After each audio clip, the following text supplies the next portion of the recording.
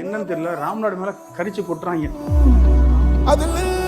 5th July 2024 இந்த ஸ்டேஜில் இருப்போமா அப்படிங்கிறது நாங்கள் உண்மையில நினச்சி பார்க்கல. சென்னையில் ஐடி கம்பெனி ஒர்க் பண்ணிக்கிட்டேன். அப்போ சார் நான் உனக்கு ஆப்பர்ச்சுனிட்டி தரேன், நீங்கள் ஒர்க் பண்ணு. எனக்கு ரொம்ப நாள் ஆசை, நம்ம வந்து ராம்நாடில் ஒரு ஆஃபீஸ் செட்டப் ரெடி பண்ணணும் அப்படின்னு. கிட்டத்தட்ட ஒரு 2 years ட்ரை பண்ணி என்னால் முடியல.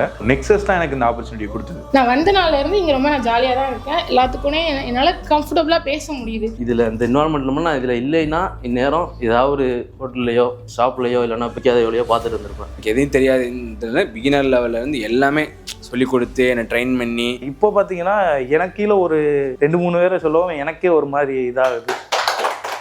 நாங்கள் ஃபோட்டோ ஸ்டுடியோ வச்சுருக்கோம், நாங்கள் வந்து டிஜிட்டல் மார்க்கெட்டிங் பண்ணுறோன்னு இருந்தோம்னு வச்சுங்களேன், நம்ம இந்த ஸ்டேஜ் வந்திருக்கவே முடியாது. நம்ம என்ன பண்ணுறோம்னா கஸ்டமர் என்ன தேவைங்கிறத அனலைஸ் பண்ணி நம்ம சொல்யூஷன் கொடுக்குறோம். அது எப்படி நாங்கள் எக்ஸிக்யூட் பண்ணி கஸ்டமர்கிட்ட இருந்து எப்படி அந்த எமோஷனை பில்டப் பண்ணியிருக்கோம், இது எல்லாமே நான் எக்ஸ்பிளைன் பண்ணோம். நீங்கள் எங்கே இருக்கீங்கன்னு கேட்குறாங்க. ராம்நாடுனா உங்களுக்கு அக்செப்ட் பண்ணிக்கவே முடியல. என்னன்னு தெரியல, ராம்நாடு மேலே கரிச்சு கொட்டுறாங்க. உள்ள வந்து எனக்கு தெரிஞ்சு நிறைய ஒரு கிளைண்ட்ஸை பார்க்கும் போது இங்கே ராம்நாடு எவ்வளோ ஒரு வேல்யூ இருக்குது, இங்கே எவ்வளோ பொட்டன்ஷியல் இருக்குது, ஏன் நம்ம இதை விட்டே சென்னைக்கு போகணும், அந்த தாட்டை வந்துச்சு. எங்க ராம்நாடுல ஆஃபீஸ் இருக்கா, இதெல்லாம் ஒரு இது மாதிரி கேட்டாங்க. ஆஃபீஸ் இருக்கா அப்படின்னு மாதிரி கேட்டாப்ல.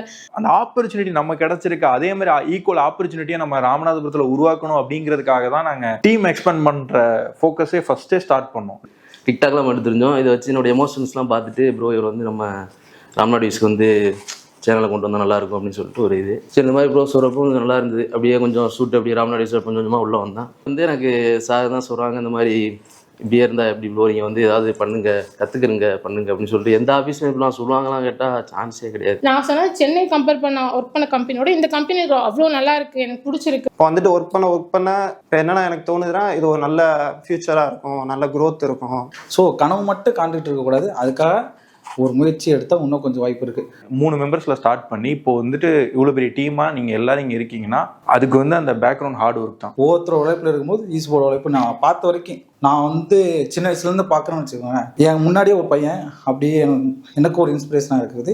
ஈஸ்போர்ட் ஃப்ரெண்ட்லி என்விரான்மெண்ட்டாக நல்ல ஜாலியாக இருக்குது. எல்லாருமே அடாப்ட் பண்ணுறீங்க. உங்களுக்கு தெரியலன்னா தெரிஞ்சுக்கிற அளவுக்கு சொல்லி தரீங்க, பேசுறீங்க. ஜாலியாக பேசும்போது ஜாலியாக பேசுறது, ஒர்க் பண்ணும்போது ஒர்க் பண்ணுறது. எனக்கு தெரிஞ்சதை சொல்லும் போது ஈகோ இல்லை, கேட்குறீங்க, ட்ரெயின் பண்ணுறீங்க. நான் என்னதான் தப்புனாலும் சரி, எனக்கு அது பிடிச்சிருக்கு. சரி, ஓகே, நம்மளை வந்து நல்ல இதுக்கு கொண்டு வர நினைக்கிறாங்க. எல்லாரும் ஒரு டீமாக எதுனாலும் பேசுறது, டிஸ்கஸ் பண்ணுறது எல்லாமே எனக்கு பிடிச்சிருக்கு.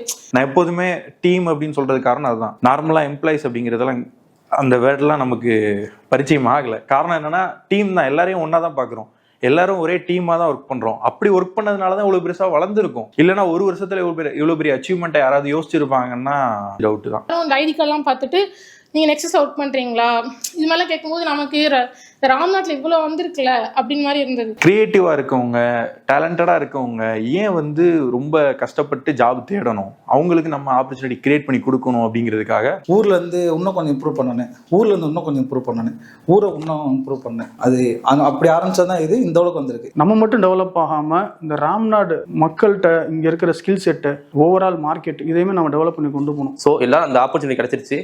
ஈச்சரும் உங்கள் ரெஸ்பான்ஸ் எடுக்கணும். உங்கள் ரோல் என்ன, அந்த ரோலுக்கான ரெஸ்பான்ஸ் பண்ணி உங்கள் டீமை நீங்கள் லீட் பண்ணணும். ஸோ எப்போ நம்ம ரெஸ்பான்சிபிலிட்டி எடுத்து நம்ம அடுத்த லெவல் போகிறோமோ அப்போ தான் நம்ம டீம் க்ரோ ஆகும்.